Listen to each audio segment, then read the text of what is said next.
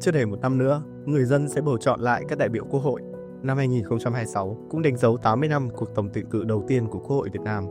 Trong gần 80 năm qua, từ thời Việt Nam Dân Chủ Cộng Hòa đến Việt Nam Xã hội Chủ nghĩa, đã có tất cả 15 khóa Quốc hội, nhưng câu hỏi gian nan nhất vẫn còn đó.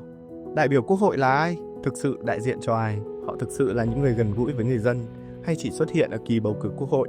Rồi sau đó bạn chỉ có thể gặp họ ở trên các mặt báo hoặc trên TV.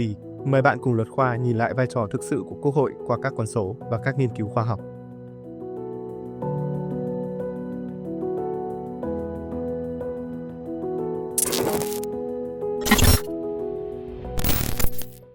Đảng cử, dân bầu.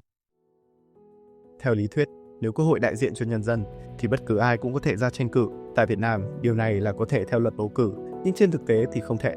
Năm 1972, học giả Howard R. Perniman đã mô tả về cuộc bầu cử của miền Bắc rằng trong 529 người ra tranh cử, thì chỉ 7 ứng cử viên độc lập, 522 người còn lại là do Mặt trận Tổ quốc phê duyệt.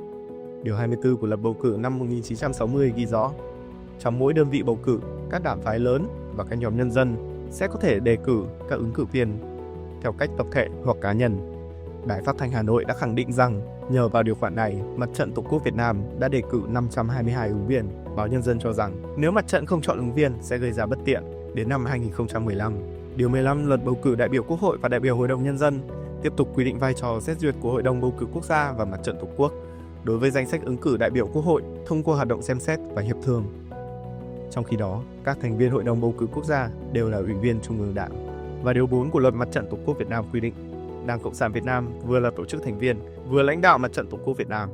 Cho nên người ta thường gọi mô hình bầu cử Việt Nam là đảng cử, dân bầu. Số đại biểu ngoài đảng ngày càng ít đi. Thực tế cho thấy có một lượng đại biểu nhất định không phải là đảng viên Đảng Cộng sản. Nhưng để lọt vào danh sách ứng cử, những người này cũng phải được các cơ quan bầu cử của đảng lựa chọn. Mặt khác, số lượng đại biểu Quốc hội không phải đảng viên ngày càng ít đi. Quốc hội khóa 1 chỉ có 36% đảng viên là đảng viên Cộng sản.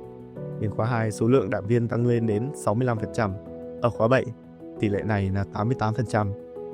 Tỷ lệ này tại Quốc hội các khóa tiếp theo lần lượt 94%, 92%, 85%, 90% và 91%.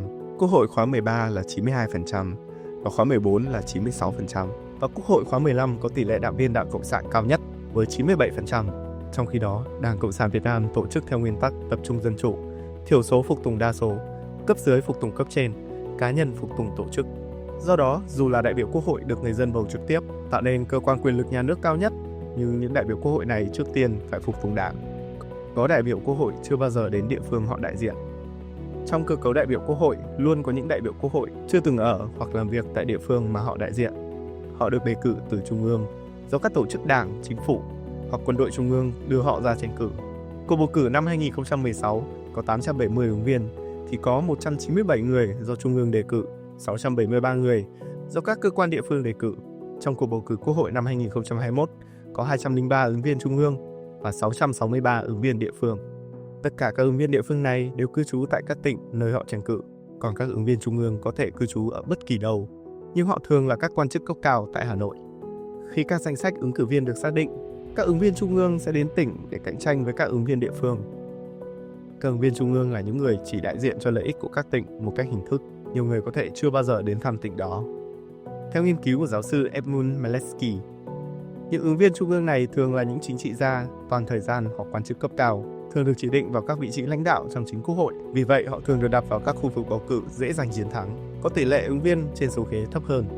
Điều 24 luật tổ chức Quốc hội năm 2015 phân biệt hai loại đại biểu Quốc hội: đại biểu chuyên trách đảm nhiệm công việc toàn thời gian tại Quốc hội và đại biểu không chuyên trách dành ít nhất 1/3 thời gian làm việc trong năm để thực hiện nhiệm vụ, quyền hạn của đại biểu Quốc hội.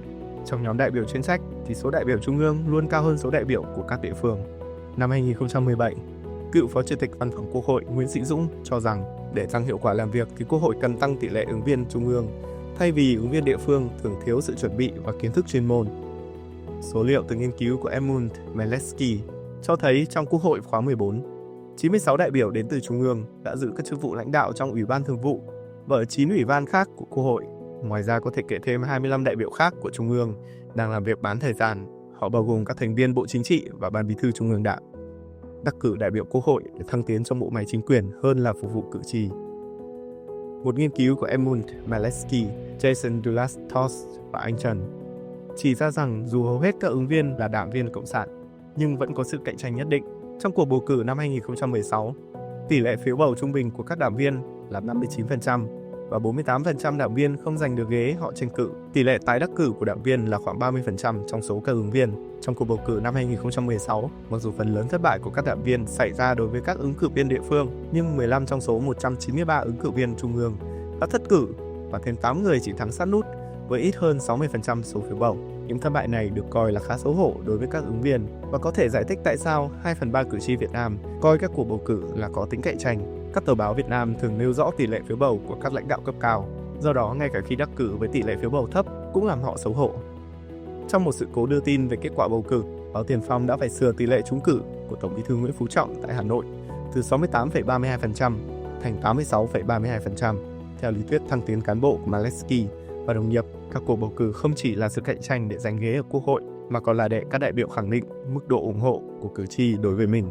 Các đại biểu Quốc hội cạnh tranh lẫn nhau không phải vì lo thất cử, mà là muốn có thêm cơ hội thăng tiến trong hệ thống chính quyền trung ương, nhiều hơn là mong muốn đại diện cho các cử tri.